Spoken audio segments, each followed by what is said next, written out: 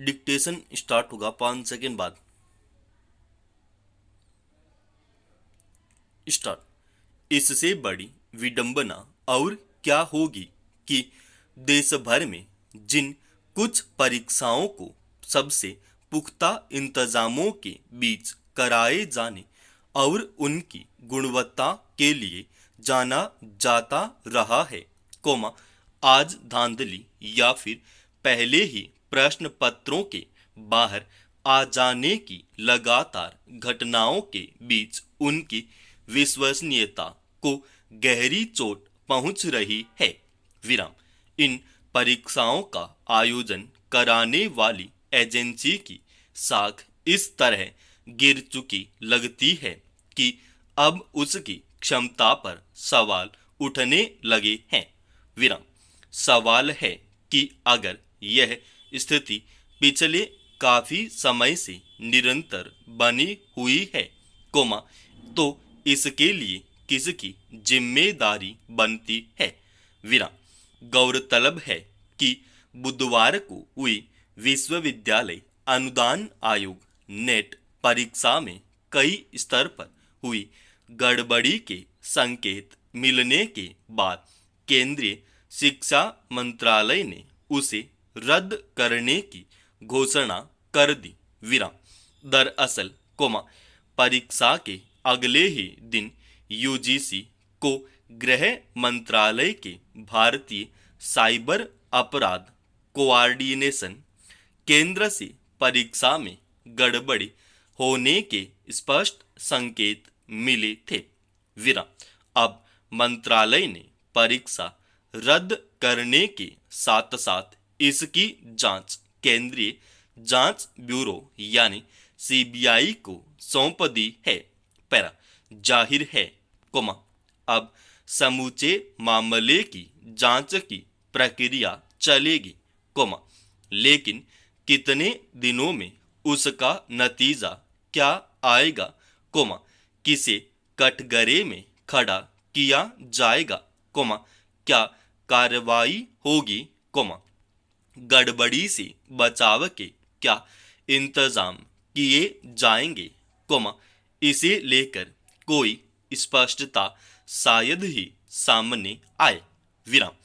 UGC की net परीक्षा में हुई गड़बड़ी इस तरह का कोई पहला मामला नहीं है। विराम। देश में अलग अलग राज्यों में स्थानीय और राष्ट्रीय स्तर पर चिकित्सा और इंजीनियरिंग पाठ्यक्रमों में दाखिले के लिए आयोजित की जाने वाली परीक्षाओं के दौरान गड़बड़ी या प्रश्न पत्रों के पहले ही बाहर आ जाने की घटनाएं पिछले कुछ समय से लगातार सुर्खियों में रही है। विराम। यह तब है, कोमा जब इन परीक्षाओं में शामिल होने वाले विद्यार्थियों को परीक्षा केंद्र में प्रवेश के पहले बहुस्तरीय और बारीक जांच की प्रक्रिया से गुजरना पड़ता है और किसी भी तरह की संदिग्ध वस्तु अंदर ले जाने की छूट नहीं होती। विराम। इसके बावजूद परीक्षा के प्रश्न पत्र कुछ आपराधिक तत्वों के हाथ लग जाते हैं और उनका संजाल ऊंची रकम लेकर इन्हें अभ्यर्थियों को बेचता है। विराम। जब एनटीए और संबंधित महकमों की ओर से हर स्तर पर चौकसी बरतने और सुरक्षा के पुख्ता इंतजाम किए जाने का दावा किया जाता है, कोमा तब इतनी गंभीर गड़बड़ी कैसे संभव हो पाती है। प्रश्नवाचक। पैरा। अंदाजा इससे लगाया जा सकता है कि हाल ही में जब नीट की परीक्षा में धांधली की खबर सामने आई, तब केंद्रीय शिक्षा मंत्री ने पहले उससे इनकार कर दिया था। पैरा। मगर बाद में जब इस मामले में कुछ माफिया की गिरफ्तारी हुई, कोमा तब जाकर यह कहा गया कि कुछ गड़बड़ी हुई है। विराम। सवाल है कि धांधली की खबरें आने के बाद उस पर उचित कार्यवाही सुनिश्चित कराने के बजाय उसे नजरअंदाज करने, पर्दा डालने या फिर उस पर राजनीति की कोशिशों को कैसे देखा जाएगा। जिन परीक्षाओं में लाखों विद्यार्थी एक उम्मीद से लेकर तैयारी करते हैं, उनके प्रश्न पत्रों को बाहर निकालकर लाखों विद्यार्थियों के भविष्य से खिलवाड़ करने वाले माफिया या आपराधिक तत्वों की पहुंच कैसे परीक्षाओं के आयोजन से जुड़े उस तंत्र तक हो जाती है, जो पूरी पारदर्शिता और शक्ति के साथ परीक्षा आयोजित कराने का दावा करता है। प्रश्नवाचक। बीते कुछ समय से जिस तरह लगातार इन परीक्षाओं में धांधली की घटनाएं सामने आ रही हैं, उसमें इनकी विश्वसनीयता को लेकर कैसी राय बनेगी, इसके लिए किसकी जवाबदेही तय की जाएगी। पैरा। इस वर्ष की गर्मी को लेकर जिस तरह के संकट के अनुमान पिछले कई महीनों से व्यक्त किए जा रहे थे, वे जमीन पर उतरते दिख रहे हैं। विराम।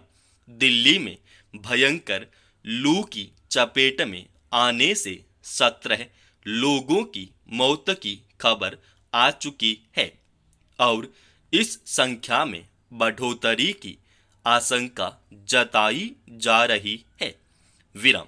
धूप की तपिश सहन शक्ति की सीमा के पार करने से बीमार हुए जितनी तादाद में अस्पतालों में भर्ती कराए जा रहे हैं, उससे पता चलता है कि इस गर्मी की मार पिछले कई वर्षों के मुकाबले ज्यादा पड़ रही है।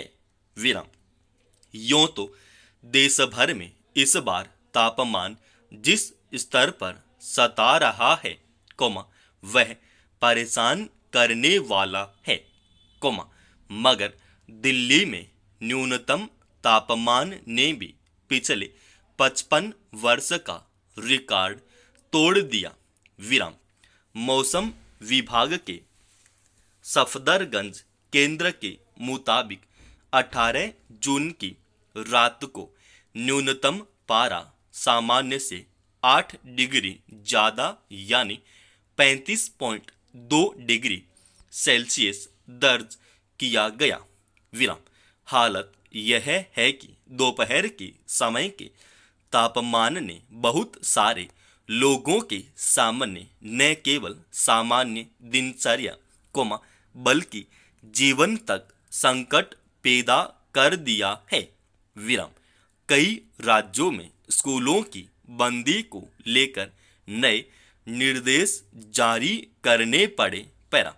एक और ऐसे तमाम लोग हैं जिनके सामने अपनी जिंदगी चलाने के लिए जानलेवा लू के बीच भी काम करने की मजबूरी है, तो दूसरी ओर सरकारी स्तर पर शायद ही ऐसे इंतजाम किए जाते हैं जिनसे खुले आसमान के नीचे जानलेवा तापमान और जोखिम के बीच हाड़तोड़ मेहनत करने वालों को थोड़ी राहत मिल सके।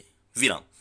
कड़ाके की ठंड में जिस तरह बचाव के लिए कंबल और रैन बसेरे बनाए जाने को लेकर कुछ कदम उठाए जाते हैं, उस तरह धूप से बचाव के घटते ठौर के समांतर एक समय जगह जगह दिखने वाले प्याऊ या मुफ्त पानी के इंतजाम अब शायद ही कहीं दिखने हैं। विराम। हालांकि मौसम के मिजाज को देखते हुए बहुत सारे लोग बेहद जरूरी काम होने पर ही घर से निकलते हैं। समाप्त। दोस्तों, इस डिक्टेशन का पीडीएफ फाइल अपने Telegram channel study with HP Swami पर डाल रखा है।